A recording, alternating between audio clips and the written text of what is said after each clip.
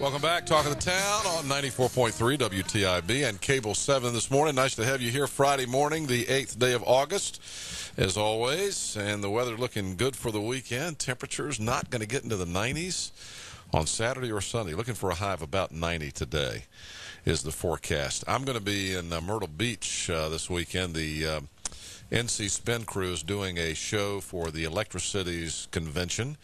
I'll be down there with some of the NC Spin Crew, which is you'll see the NC Spin this weekend here in Greenville on Cable 7 and on WREL television on Sunday morning and across the state. And one of the panelists this week, and a regular now, becoming a statewide watchdog of politics and analyst, is a former Speaker of the House, Joe Mavretic. And Speaker Mavretic joins me on the telephone right now. Good morning, Mr. Speaker. How are you?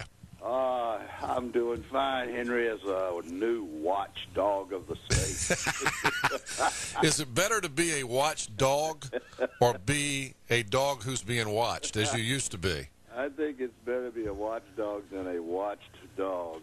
Yeah, they've got your name on the TV. They got his name spelled wrong. You got to change that, guys. It's Mavretic. I want to make sure we get your name spelled right, Mr. Speaker. Yeah, please do it. Years. The governor's race has gotten interesting. Of course, it's been neck and neck since the primary, with McCrory being right there, dead even within the margin of error with Bev Perdue until this last week when the public policy polling numbers showed he is now 9 points down to Bev Perdue. Do you think that is for real? Is it closer than that? Do you think it's got anything to do with this new 527 ad that's running that attacks McCrory on his position on minimum wage and saying he'll give himself a raise but won't give others a raise, which he says both of those things are not true. And then, of course, they also attack him on his position on free tuition for community colleges, which he says is true. He's against that. What's going on in the governor's race right now? Is this just one poll that got out of whack, or is Bev Perdue taking a lead here? My sense of this one is that this is a bump for Perdue based upon those ads, and that's fairly typical. And when you see a poll run very close to a negative ad, when the other candidate really isn't doing too much at the time, I think that you would expect this kind of a shift. I'm not so sure it's as big a shift as reported. But I think this is going to come down to being one of the nastier political campaigns for governor in the state for a long, long time. I think it's going to be a real mudslinger, and people may tire of this before November. What about Bev Perdue's commitment to be positive, and then this negative ad comes out? And, of course, you know, the Perdue campaign is saying this is not us, this is a 527 group, but everybody knows how that works, Joe. I mean, this is just a group supporting Bev Perdue, and you know, at this point you got to look at that and say, well, okay, this will give Perdue cover so she can say I'm being positive, but there's some people supporting me who aren't. Yeah, well, I think you've hit the nail on the head, Henry.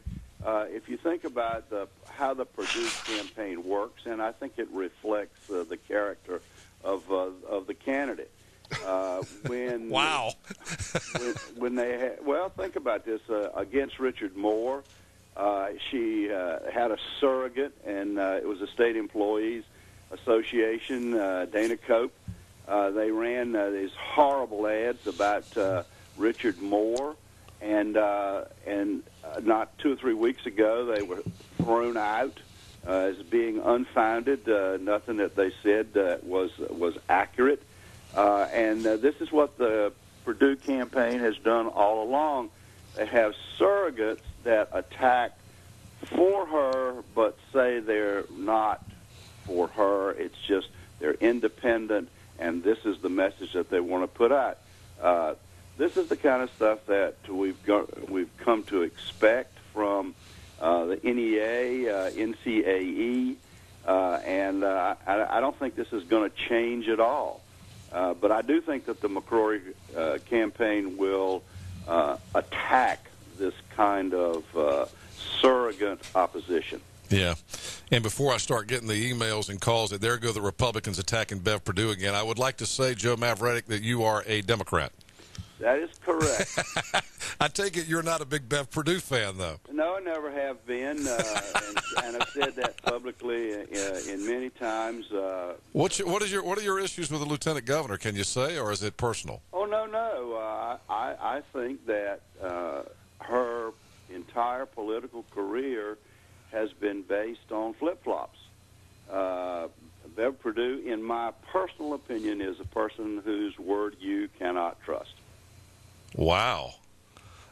I did not know you were going to say that, but that's interesting. Well, I've the McCrory campaign will want a copy of this tape. You know that?